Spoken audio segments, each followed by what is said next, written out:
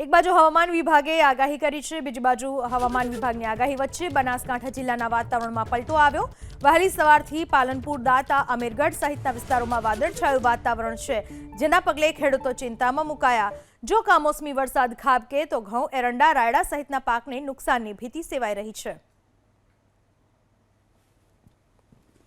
ન માત્ર ઉત્તર ગુજરાત પરંતુ મધ્ય ગુજરાતના કેટલાક વિસ્તારોમાં પણ વાતાવરણમાં પલટો આવ્યો છે।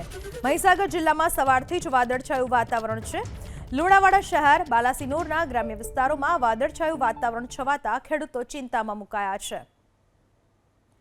મહીસાગરના લુણાવાડા શહેર અને અન્ય તાલુકાઓમાં વાદળછાયું વાતાવરણ જોવા મળ્યું, જેના પરિણામે ખેડૂતોમાં ચિંતા જોવા મળી રહી છે। જો કમોસમી વરસાદ ખાબકે તો અત્યારે પાકને ભારે નુકસાન થઈ શકે છે, કારણ કે ઉનાળુ પાકની વાવણી થઈ ચૂકી છે અને હવે જો માવઠું વરસે અથવા તો આ રીતે ભેજવાળું વાદળછાયું વાતાવરણ રહે તો ખેડૂતોના પાકને નુકસાન થઈ શકે છે।